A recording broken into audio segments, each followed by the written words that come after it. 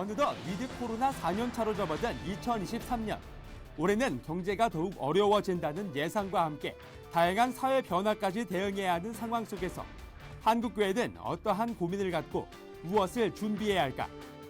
빠르게 변화하는 사회 발전에 맞춰 한국교회의 사역과 대사회적 역할이 더욱 강조되는 가운데 2023년 올 한 해 한국교회가 나아가야 할 방향은 무엇일까? 10년 특집 한국교회를 논하다에서 2023년 한국교회의 역할과 방향에 대해 논해본다.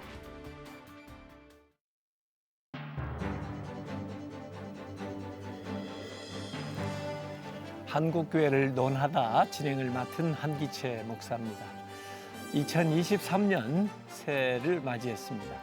2023년 한국교회도 시대의 그 변화에 맞춰서 다양한 변화가 예견되고 있는데요. 그래서 새해 첫 시간으로 마련한 한국교회를 논하다에서는 한국교회 리더십 세 분과 함께 2023년 올 한 해 한국교회가 가야 할 방향과 역할들에 대한 다양한 의견을 들어보려고 합니다. 네, 오늘 함께 자리해 주신 세 분의 교단장님들을 소개해 드리겠습니다. 먼저 기독교 대한감리회 이철 감독회장님 나와주셨습니다. 예, 안녕하십니까. 반갑습니다. 네. 대한예수교 장로회 통합총회 이순창 총회장님 자리해 주셨습니다. 반갑습니다. 새해 복 많이 받으십시오. 네. 대한예수교 장로회 합동총회 권순웅 총회장님 자리해 주셨습니다. 안녕하세요. 안녕하세요. 새해 복 많이 받으십시오. 네, 한국교회를 논하다 2023년 신년 특집 세 분의 교단장님들에게서 다양한 이야기를 들어보려고 합니다. 먼저 시청자 여러분들께 새해 인사 부탁드립니다. 예, 작년 한 해도 어려웠던 시기를 지나왔지만 올해는 새로운 소망을 갖고 새로운 기대를 갖고 시작하시는 한 해가 됐으면 좋겠습니다. 축복합니다. 금년 한 해도 일마다 때마다 하나님께서 일일이 간섭하시고 이끌어 주셔서 복된 새해가 되시기를 기원합니다. 샬롬, 하나님의 평화와 축복이 넘치시기를 축원합니다. 위기의 시대입니다. 그러나 우리는 기회를 바라보며 나아가게 될 줄로 믿습니다. 축복합니다. 네, 한국교회는 2023년을 어떻게 전망하고 대응해야 하는지 각 교단별로 이야기를 나눠보도록 하겠습니다. 올 한 해 경제가 아주 많이 어렵다고 예측들 하고 있습니다. 이로 인해서 한국교회들마다 어떠한 변화들을 준비하고 또 예측할 수 있을까요? 우리 이철 감독회장님부터. 어렵다는 예측은 있지만 어렵다는 생각이 너무 깊어져서 패배의식으로 자리 잡으면 안 되니까 네. 일단 우리 성도들 마음에 이 패배의식을 걷어내고 시작해야 되는 게 우선이라고 보고요. 네. 그렇다고 교회가 경제정책을 위반하거나 경제정책을 만들어내는 것이 아닙니다. 경제를 뛰어넘어서 성도들이 살아갈 수 있는 믿음의 힘을 공급해 주는 곳이기 때문에 교회는 올 한 해는 경제가 어렵든지 않든지 간에 더 깊은 영성을 갖고 믿음으로 살아가도록 하는 역할을 교회가 잘 감당해야 된다고 봅니다. 네, 감사합니다. 이순창 총회장님. 이럴 때 요셉의 지혜가 많이 떠오릅니다. 예. 이럴 때 우리 지도자 된 우리들이 하나님 앞에 더 매달리고 성도들이 지쳐 있는 이곳에서 하나님께서 도와주신다는 믿음의 확신, 임마누엘에 대한 확신, 또 하나님이 준비하시는 여호와 이레에 대한 확신, 이것을 가지고 용기 있게 나가자. 우리 성도님들과 함께 기도하면서 이끌고 인도하고 싶습니다. 네. 2023년도는 경제적으로 삼고의 시대가 아닌가 싶습니다. 고환율, 고물가, 또 지금 여러 가지 사회의 그런 것들이 지금 주어지고 있습니다. 이런 시대에 우리 교회도 경제의 여파를 피할 수는 없을 것입니다. 어떤 예측에 의하면은 2023년부터 우리 한국 교회의 어려움 가운데 하나가 우리 한국교회가 사실 건축으로 인한 부채율이 높습니다. 그러다 보면 이것이 교회에 여러 가지 안팎으로 어려움을 줄 수가 있다고 보여집니다. 이러한 위기에 대해서 우리는 다시 말씀으로 돌아가야 되지 않겠나 싶습니다. 하나님의 나라와 의를 구하라. 그리하면 이 모든 것을 더하여 주시라 했기 때문에 이럴수록 우리가 더욱더 하나님의 나라와 의를 구하고 또 전도하고 부흥하고 이렇게 나아갈 때에 오히려 이러한 어려움들을 극복하게 해주시고 또 성도들도 아울러 복 있는 삶으로 하나님이 이끌어 주시지 않겠나 싶습니다. 그런 승리가 있었으면 좋겠습니다. 2022년 한국교회는 그 예배의 회복, 또 소통의 회복에 집중하는 한 해였다고 하면은 이제 2023년도 한국교회가 가장 중점적으로 해야 할 일은 무엇이고 또 이제 코로나 이후에 회복해야 되는 가장 시급한 것은 무엇이라고 보시는지 우리 이철 감독회장님부터 한번. 그 시대 상황이 어떻게 변하든지 간에 일관되게 추구했던 것은 진정한 그리스도인이 되는 겁니다. 그게 바른 신앙으로 살아가는 삶, 그게 모든 시대를 초월했던 목표이거든요. 기독교인들에게 특별히 23년도에는 더 성숙한 신앙을 갖고 더 진실한 신앙을 갖고 살아가는 참된 성도가 되는 일에 초점을 맞춰야 된다고 봅니다. 요즘 간단하게 한 단어로 한 문장으로 이렇게 정리합니다. 다시 교회로, 다시 예배로. 이렇게 하면 하나님이 분명 성전 안에서 하늘 소리 들려주시고 용기를 저는 주실 것을 확실히 믿고 있습니다. 이럴 때 예수의 구주성, 예수의 또 십자가의 사랑을 더 뜨겁게 증거해야 될 때가 이때가 아닌가 생각합니다. 네, 금년에도 역시 그 차별금지법이라든지 또 사학법 개정안, 또 낙태법 이런 반기독교적인 대사회적인 이슈들이 많이 일어날 것 같은데요. 이 한국교회 차원에서 어떻게 대응해야 더 효과적으로 호응을 얻을 수 있는 방법으로 진행할 수 있을지 우리 권 총회장님부터 한번 말씀해 주시죠. 저는 이제 두 가지가 필요하다고 보여집니다. 첫째는 이런 반성경적이고 반교회, 반진리적 측면에 관해서는 우리가 단호하게 대처하는 이 어떤 수비적 입장이라면 그 부분에는 우리가 더 적극적으로 대처해서 지켜야 한다.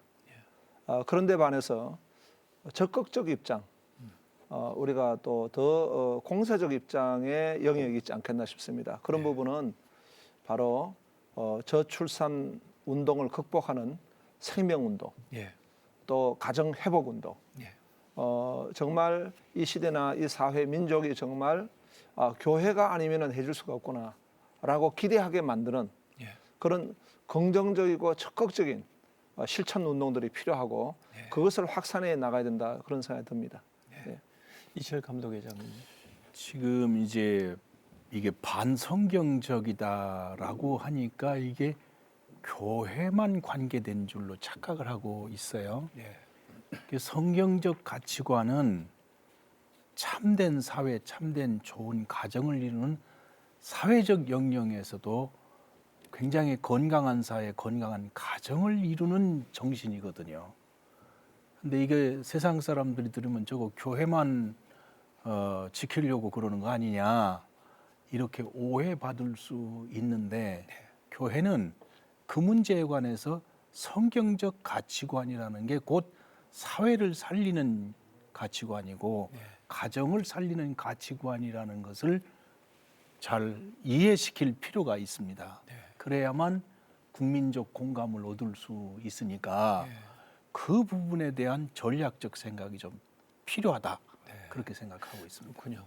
그 사회에서도 ESG 경영한다고 그러잖아요. 환경, environment, 그다음에 사회적인 책임, 소셜, 그다음에 governance, 이 윤리 경영 이런 것들 이런 게 교회 안에도 접목이 돼서 같이 사회와 함께 가면서도 기독교적인 가치의 방향을 이렇게 제시해주는, 사실 기독교적인 가치가 우리만 공유하는 게 아니잖아요. 아니죠. 사회를 살릴 수 그럼 있는 사회를 참된 살리는 가치라고 가치죠. 믿고 있기 때문에 이렇게 나가야 될 것 같습니다.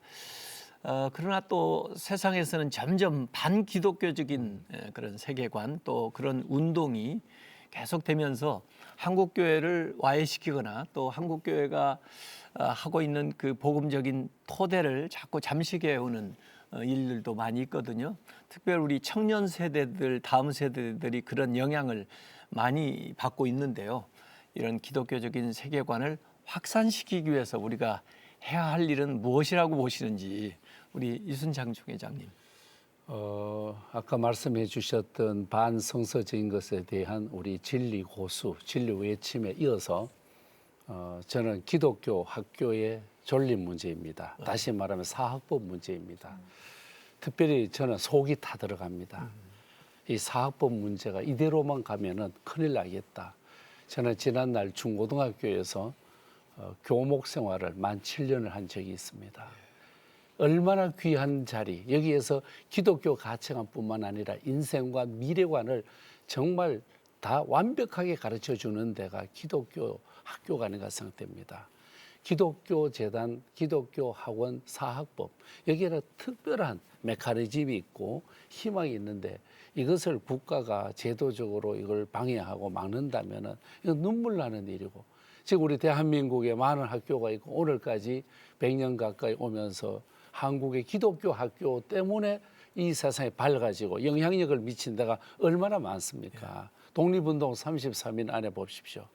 거기에 뭐 16명의 그리스도인들이 있어서 국가와 민족을 살렸지 않습니까? 세계적인 석학들 앞으로 나가는 모든 문제에 있어서 중간중간 요소요소에 그리스도인이 있었고, 그 그리스도인은 옛날 그래도 미션 스쿨에서 성경 한 절 읽고 들었던 사람들이 역사를 이루어가는데, 이 사학법 문제만은 우리가 온 기독교인, 온 민족, 우리 국가적 차원에서 바로 세워가야 된다고 저는 주장합니다. 네, 권총 회장님. 예. 이 청년들과 이 다음 세대는 그들 나름대로의 문화를 가지고 있습니다. 특히 지금 이 시대는 급변하는 문화 변혁의 시대 가운데 MZ 세대는 자신들만의 어떤 문화 영역으로 지금 이렇게 세워지고 있는데, 그런 부분에 있어 가지고 그것이 그 중심은 다 세속주의적이고 또 인본주의적인 어떤 그런 입장입니다. 그랬을 때에 우리 기독 청년이나 다음 세대에 대해서 우리가 기독교 세계관에 대해서 어떻게 그들에게 같이 공유하고 우리가 지식을 전가하고 그것들을 세워갈 것인가에 관한 저는 우선 신학적 입장과 그 다음에 전략, 그 다음에 이것이 무브먼트로 나타나야 된다 생각됩니다.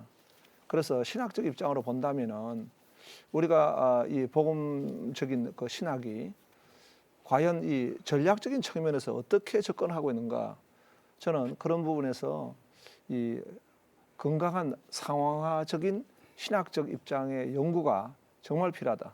그러면 MZ 세대에 대해서 어떻게 그들을 이해하고 그들을 공감하고 나갈 것인가. 지금 기생세대가 가지고 있는 문제와 다른, 그야말로 지금 경제 문제 또는 어떤 그 사회 문제, 그들 이 시대의 어떤 그 짊어지고 있는 너무나 무게가 큰 이 MZ 세대를 보면서 교회가 그런 부분에 관한 정말 신학과 또 지혜를 전략적으로 모아서 그들을 이제 섬기고 세워야 된다, 그렇게 보여지고요. 거기에 대해서 이 무브먼트가 일어나야 된다 생각됩니다. 지금 각 교회들마다 보면은 교단들마다 이 지금 교단의 청년 운동, 다음 세대 운동이 점점 쇠약해 가고 있습니다. 학원 운동도 그렇고요. 그래서 이게 보면은 이제 이 운동하라고 하는 것이 사실은 사도행전도 성령 운동이고 교회 운동 아닙니까? 그런데 이 그 데이비드 왓슨이라고 하는 분이 쓴 그리스도의 제자도라고 하는 책에 보면은 왜 서구 교회가 망했는가? 그들은 손에 흙을 묻히지 않는다는 것입니다. 우아한 기독교. 그러나 공산주의는 목숨을 거는 헌신이 있었다는 겁니다. 그래서 모슬렘이라든가 타 종교들도 보면 그게 희생과 헌신이 있는 것입니다. 그러면 우리가 다음 세대를 성원돼서 가지고 얼마나 우리가 이 운동을 할 수 있는 그런 헌신이 있었던가 이런 걸 돌아볼 때 저는 한국 교회가 이것은 다음 세대라고 하는 과제로만 둘 것이 아니고 전략과 이 운동에는 정말 실천이 필요하고 섬겨야 된다 그런 생각이 듭니다. 우리 이철 감독님도 이 다음 세대와 또 청년 세대 이 기독교적인 가치를 확산시키기 위해서 어떤 것이 필요하다고 보십니까? 일단 우리는 있는 것부터 놓치고 있으니까 사학의 정체성을 뺏겨버리면 그 다음엔 다음번을 만든다는 게 말이 안 되잖아요. 그러니까 일단 사학에서 기독교 사학에서 신앙을 가르칠 수 있는 권리를 빼앗기고 있는 상황이니까 그걸 빼앗기지 않는 걸 먼저 우리가 해야 되고 그 다음에는 이 젊은이들과 교회와의 깊은 소통이 좀 필요한 것 같아요. 세계관이 다른데 저도 제 자식들 이해를 못하거든. 그러나 이해 못하는 걸로 틀렸다고 말하면 안 되고 그 사람들하고 깊이 교감하는 생각을 가져야 되지 않겠나. 그런 다음 교회 지도자를 길러내는데 우리가 좀 더 노력해야 될 것 같다 하는 생각이 듭니다. 자, 경제가 좀 어려워지면은 대부분의 사람들은 헌금하는 생활이 좀 인색해지는 경우도 있고요. 또 교회 안에서는 이 선교사님들 지원하는 일이 좀 어려워지는 경우도 있는데 이 새해에 그 교단별로 선교 계획을 어떻게 세우고 있는지 모르겠습니다. 우리 권충 회장님부터. 네, 우리 합동교단의 GM에서는 그 규모로 볼 때 세계적인 선교회로 이렇게 섬기고 있습니다. 코로나라든가 또는 선교사의 노령화 등등의 여러 가지 어려움들은 있습니다.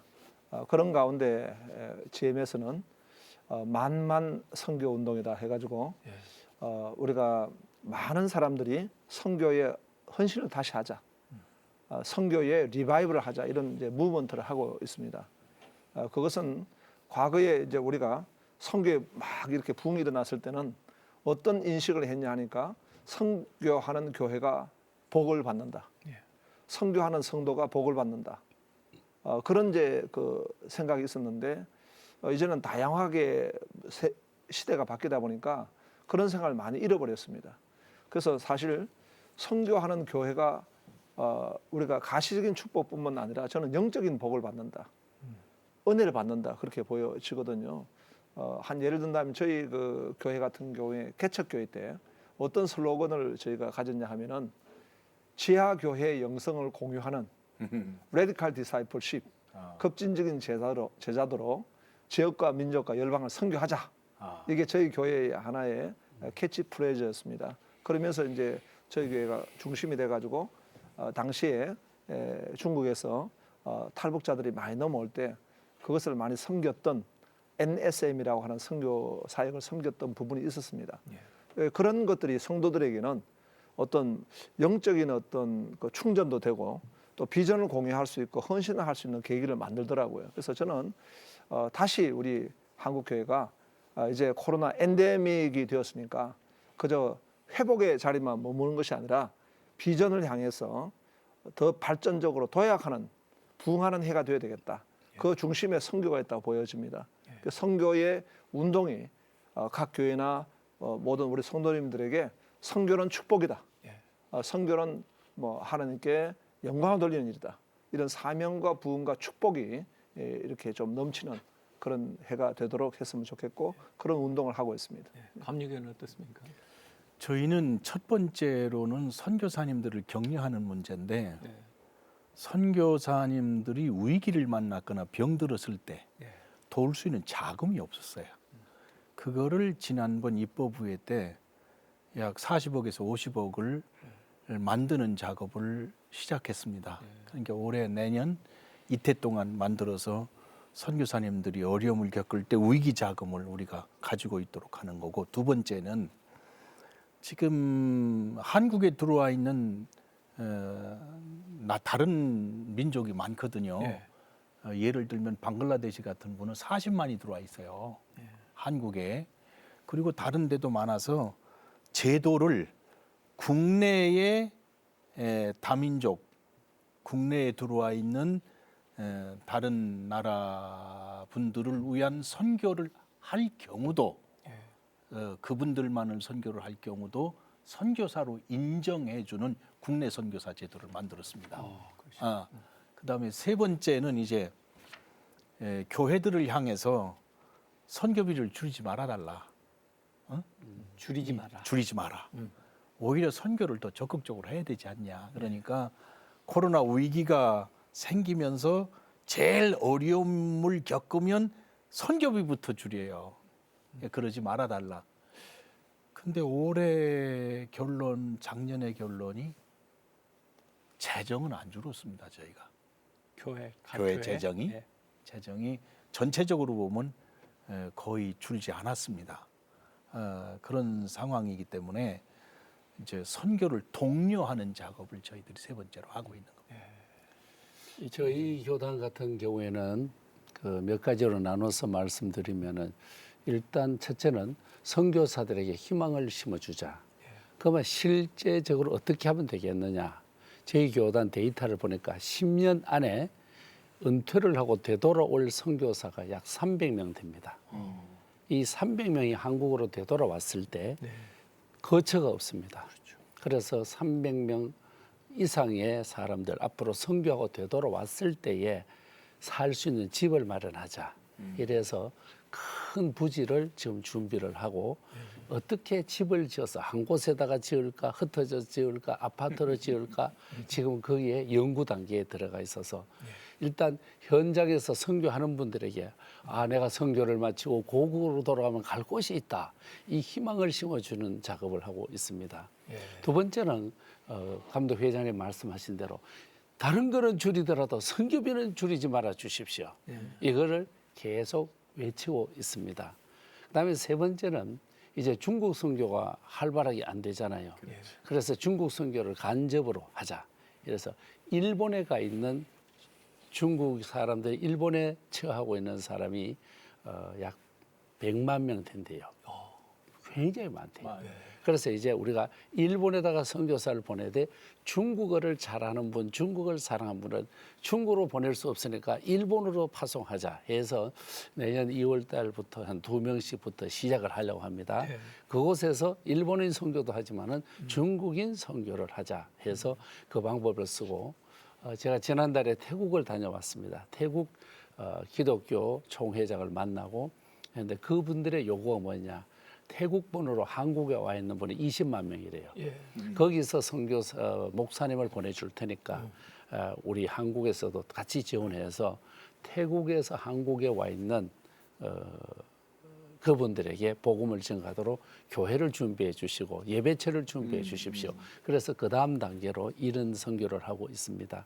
그리고 신학교에서 선교학 과목을 강조해서 주의 말씀이 땅끝까지 이르러 증인되라고 그랬는데 이걸 우리가 선교의 젊은이를 찾아내자.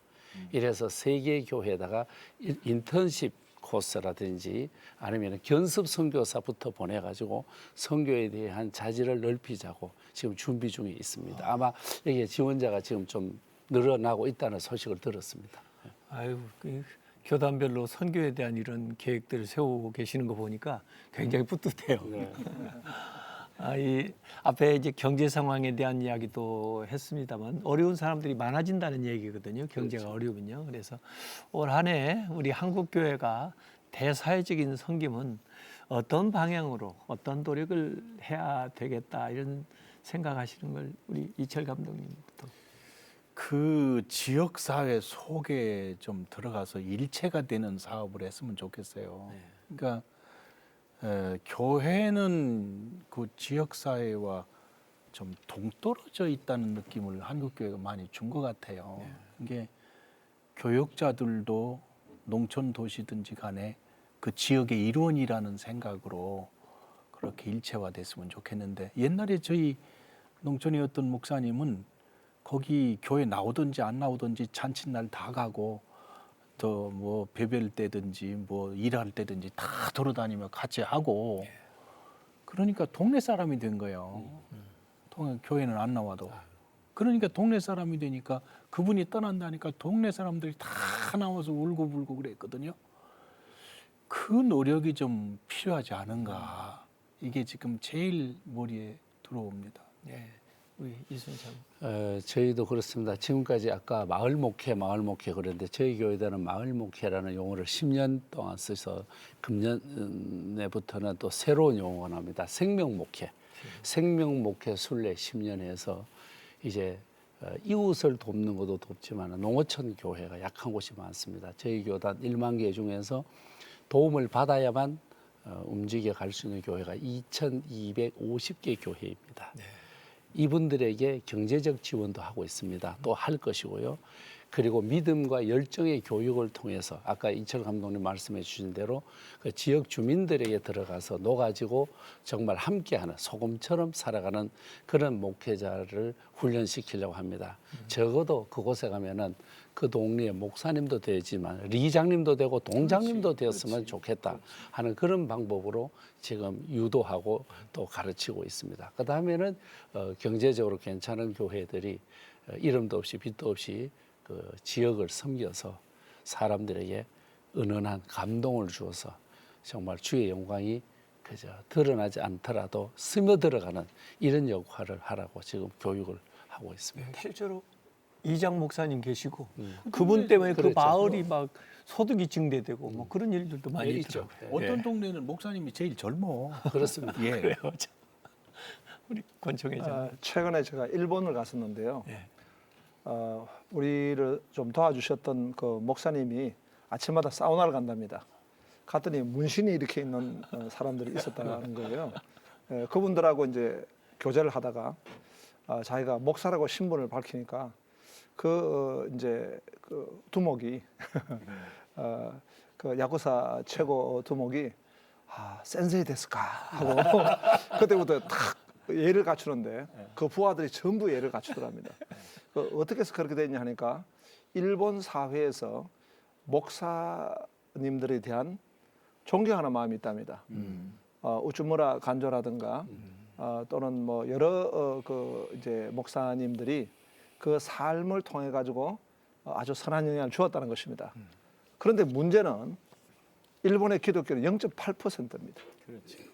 그러면 삶은 보여줬는데 복음화는 안 됐다는 것입니다. 네. 그래서 저는 이 사회적 섬김에 있어 가지고 물론 이제 부익부 빈익변이 더 가속화되기 때문에 교회가 우리가 섬김에 대해서 나눔과 섬김의 실천을 해야 된다는 이 명제는 충분히 이해하고 실천해야 되겠지만 저는 이 복음과 그리고 섬김 같이 가야 된다. 그래서 저희 교회에서 저희 총회에서 이번에 하는 운동이 있습니다. 그 운동은 샬롬 부흥, 샬롬 축복 전도 운동입니다. 지난 작년에 저희가 이제 한 1,500명 정도 전국 교회 전도 일꾼 목사님들 다 모여서 이제 그 수련원에서 2박 3일 동안 아주 뜨겁게 같이 훈련하고 은혜를 받았습니다. 그래서 이제 그분들과 같이 함께 우리가 지금 실천 지금 현재 1월 달부터 진행하려고 하는 그런 운동 중에 하나가 바로 축복 전도 운동입니다. 예수님이 그 집에 가서 평강을 빌라 했듯이 우리는 이제 복음을 들고 가정이나 그 이웃에게 나가자. 지금 우리 교회의 문제는 컴 스트럭처, 오는 구조만 되어 있지 그 스트럭처를 잊어버렸다. 나가는 구조를 잊어버렸다. 나가서 섬기자. 근데 나가서 섬기는데 주님이 가르쳐 주시는 방법이 있는데 축복하라는 것입니다. 샬롬. 예. 그래서 우리는 축복 운동으로 각 지역을 우리가 나가고 그 어려운 분들을 돕습니다. 도와서 그분들을 1대1로 우리가 만나자. 만나서 하나의 축복 셀을 만들자. 그래서 우리 총회에서는 10만 셀을 만들자. 10만 셀을 만들어서 끊임없이 축복하고 섬기자. 그리고 복음을 전하자. 섬김과 복음 전도의 그 같이 우리가 나가면서 그분들에게 선물도 하고 그분들 필요에 대해서 우리가 돕고 섬기기도 하지만 더 중요한 것은 복음의 생명을 통해서 그분들에게 엠파워링하고 생명의 힘을 우리가 전가할 수 있고 섬길 수 있다. 이런 부분으로 저희 교단은 지금 방향을 세우고 있습니다. 뭐 기대됩니다. 예, 신년 초에 우리 모처럼 이렇게 교단장님들이 모였으니까 네. 우리가 우스갯소리로 합동 통합만 잘하면 우리 다 따라간다 그러잖아요. 저희도 뭐 그렇습니다. 네, 같이 지금 과제를 연합해서 줘서 이런 열심히. 섬김을 위해서 금년에 어떻게 좀 하면 좋겠는지 우리 이철 감독님. 지금 한국 교회가 벌써 137년 8년 가고 이제 교회가 역사가 있는 교회나 신앙생활을 오래 함으로 나타나는 부작용이 지금 나타나고 있어요. 무슨 얘기냐면 신앙생활을 하던 초창기는 안 믿는 사람과의 관계가 다 열려져 있었습니다. 되게 10년이 지나고 20년이 지나고 30년이 지나면서 이제 안 믿는 사람과의 관계는 서서히 끊겨지고 믿는 사람들과의 관계만 더 공고해진 거예요. 그러니까 전도는 해야 되겠는데 안 믿는 사람들과의 관계가 끊어지니까 전도 관계가 형성이 안 되는 현상이 한국교회 전체에 지금 나타나고 있는 겁니다. 그렇죠. 그래서 옛날에는 개척교회가 자꾸 생기고 부흥해야만 큰 교회도 도움을 받는 이 구조가 됐었는데 개척교회가 안 되지 않습니까? 네. 그러니까 큰 교회도 점점 오래 믿은 사람만 남고 대사회적 관계는 관계 전도의 통로가 끊겨진 현상이 지금 한국교회 지금 현상이라고 보는 겁니다. 그래서 지금 아까 말씀드렸듯이 나가야 된다 그랬는데 앞으로 한국교회가 그 문제에 관한 연구가 필요합니다. 어떻게 나가서 결국은 관계 속에서 전도를 해야 되고 관계 속에서 영향력을 미쳐야 되는데 어떻게 할 거냐?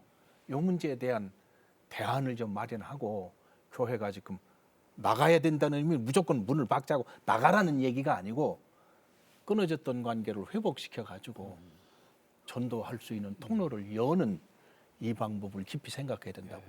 그러니까 한국교회 확장성을 잃어버리고 잃어버렸어요. 개토화돼 있다는. 그러니까 그런 자기들끼리만 것들이거든요. 모이는 예. 그렇습니다. 어떻게 해야 될 것 같아요? 저는 한 케이스를 예로 들고 오셨습니다. 제 아들이 목사고 딸도 목사 부인입니다. 이 아들이 개척교회 한 지 6년 넘었습니다. 아직까지 50명을 못 채우는 거예요. 너무 발버둥 치며 6년 동안 여기까지 왔는데 곁에서 이렇게 보니까 뭐가 부족하고 어떻게 도움만 될까? 아들 목사를 바라보면서 요즘 생각해 보니까 돈의 문제가 아닌 것 같습니다. 열정의 문제 같습니다. 저희 아들부터 좀 열정 있게 교회 가서 그냥 부르짖고 그냥 성령 뜨겁게 체험해서 예수 복음 전하는 이런 어쩌면 행동적인 그리스도인이 되되 그리스도의 사랑을 가슴에 안고 이웃에 또 빛된 삶, 그것이 이 시대에 예수께로 인도하는 어쩌면 관계성 전도에서 결실로 이어지는 관계가 아닐까 그런 생각을 해봅니다. 권총회장님도 덧붙이고 싶은 말씀이시. 이 시대의 문제 중에 하나가 이 부익부 빈익빈. 예. 정말 이제 점점 그 격차가 커진다는 것입니다. 예. 사회의 문제도 그렇고 오늘 우리 모든 사람들이 그렇습니다. 그런데 문제는 교회도 그렇습니다. 예. 교회도 더 코로나를 거치면서 큰 교회는 더 대형화가 되고 어려운 교회들은 더 어려워지는 이런 문제에 대해서 어떻게 우리가 극복할 것인가? 저는 이번에 작년에 나온 책 가운데 2023년도 한국 교회 트렌드라고 하는 아주 좋은 책이 나왔습니다. 거기에 보면 한국 교회 교인의 문제점을 플로팅 처치라 해서 부평초 크리스찬, 부평초 떠다니는 크리스찬의 문제가 있고 또 다수의 유랑민 같은 교인들의 모습들을 예측을 했는데 거기서 대안으로 제시한 것이 바로 소그룹. 그러니까 개인 한 사람 한 사람을 정말 신앙화하고 그들을 성장시킬 수 있는 교회라고 한다면은 저는 꼭 대형 교회뿐만 아니라 작은 교회 또 개척 교회도 얼마든지 일은 할 수 있다라고 보여지고 저 자신 목회도 그렇게 경험을 한 바가 있습니다. 그래서 우리가 일반론적 관점의 비전이나 목표를 지향할 것이 아니고 각 교회나 우리 목회자 또 우리 모든 성도가 선교와 복음화에 있어서 한 영혼의 그 중요성, 그 한 영혼을 통해서 우리가 정말 민족을 보고 열방을 볼 수 있는 이런 어떤 가치관의 정립도 중요하고 그런 비전을 더 세워가야 된다. 그렇게 생각하고 이런 부분으로 우리가 더 구체적으로 섬긴다고 그러면은 한국 교회는 더 할 일이 많고 더 작은 교회가 힘을 내고 일을 할 수 있다고 그래 보여집니다. 그 대사회적으로 교단이 하는 일들이 있을 텐데 짧게 교단에서 하는 대사회적인 어떤 운동 같은 걸 잠깐 좀 소개해 주실 수 있으세요? 저희 관심은 이제 실천 가능한 일입니다. 예. 실천 가능한 일인데 이제 환경 문제 같은 것도 네. 이제 구호나 생각을 자꾸 얘기하는 것도 중요하지만 실천해 가는 것도 중요하거든요. 그러니까 이제 세상 사람들이 볼 때 생활로 녹아든 본받을 삶 이게 이제 환경 문제도 그렇고 정직 문제도 그렇고 상업에도 그렇고 드러나야 된다고 보기 때문에 이제 그 전에는 행사는 많이 했었어요. 그러니까 행사보다 어떻게 하면 구체적인 삶으로 그거를 행동할 거냐 하는 문제에 대한 관심을 많이 갖고 그거를 발굴하고 실천 가능한 일을 할 수 있도록 하는데 지금 초점을 맞추고 있습니다. 예. 권총 회장님. 네, 지금 이제 우리 한국 교회가 더 지금 오늘 우리 국민들에게 이 생명과 소망과 희망을 불어넣어주는 그런 교회가 되어야 된다고 생각됩니다. 그래서 우리 교회가 무기력이라든가 또는 후퇴하는 것이 아니라 더 위기는 바로 기회다. 우리가 섬길 수 있는 기회다. 부흥의 기회다. 힘있게 나갈 수 있는 그런 기회로 하나님이 허락하셨다고 그렇게 보여집니다. 그런데 소망을 가졌으면 좋겠습니다. 저희도 마찬가지죠. 잃어버린 희망을 다시 찾아서 힘있게 나가자. 이 캐치프레이. 그래서 복음의 사람 예배자로 살자 하면서 예배 회복 문제와 그다음에 기후 위기에 대해서 어떻게 대처할 것인가 10가지의 대응 지침을 나누어 주면서 예를 들어서 이게 비닐 문제 또 썩지 않는 여러 가지 제품들을 가능한 지향하고 교회가 바로 크린 교회 또 그린 교회 되도록 함께 힘쓰자. 그리고 이름도 없이 빛도 없이 이웃을 많이 사랑하자. 구체적으로 사랑하자. 이렇게 부서에서 만들고 계획하고 지금 실행해 나갈 겁니다. 예. 끝으로 그 새해를 맞이해서 믿음 생활 열심히 하려고 애쓰시는 성도님들에게 2023년도 희망의 메시지 한 말씀씩 부탁드립니다. 믿음 자체가 희망이니까 믿음 자체가 소망이니까 일단은 소망을 빼버리면 앞으로 전진을 못하지요. 그러나 하나님께서는 과거나 지금이나 앞으로도 영원히 동일하게 우리와 함께 하심을 믿습니다. 그 믿음으로 새해에도 소망 중에 계획을 세우시고 소망 중에 새 힘을 얻고 믿음 생활을 하시는 성도님들이 되셨으면 좋겠습니다. 새로운 한 해 하나님이 진짜 값지게 우리에게 주신 선물 아니겠습니까? 이 받은 선물을 가지고 그저 감사하면서 일마다 때마다 하나님 도와주실 것을 확신하면서 저 산지를 내게 주소서. 열정이 필요한 것 같습니다. 힘있게 열정 있게 나가는 우리 CTS 가족 여러분 되시기를 기원하고 축복합니다. 네, 감사합니다. 네. 우리 CTS 가족 여러분 그리고 한국교회 성도 여러분 인생은 대응적 입장으로 산다면은 평생 문제를 해결하고 문제 때문에 세월을 다 보냅니다. 우리는 하나님 주신 주도적 입장으로 믿음과 하나님 주신 비전을 가지고 전진해야 된다 보여집니다. 대응적 입장이 아니라 주도적 입장으로 전진하면서 더 비상할 수 있는 이 한 해가 되시기를 축복합니다. 감사합니다. 감사합니다. 2023년 신년 특집 한국교회를 논하다 한국교회 그 주요 교단인 세 분의 교단장님들 모시고 한국교회의 다양한 사안들과 역할에 대해서 말씀을 나눠봤습니다. 2023년도에도 많은 어려움들이 예상이 되지만 그럼에도 불구하고 그 안에 하나님의 은혜를 통한 한국교회의 많은 감사와 회복 그리고 소망 있는 일들이 넘쳐나시기를 바라겠습니다.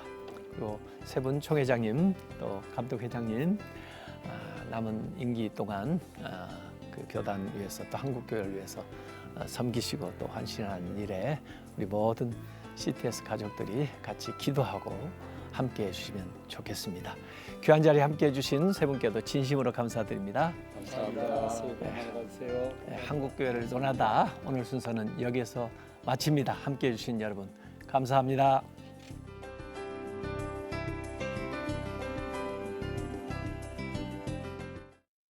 이 프로그램은 여러분의 미디어 선교 후원으로 제작되었습니다. 선교는 사명, 후원은 동역. 당신도 복음을 전할 수 있습니다. 선교 후원 02-6333-1003번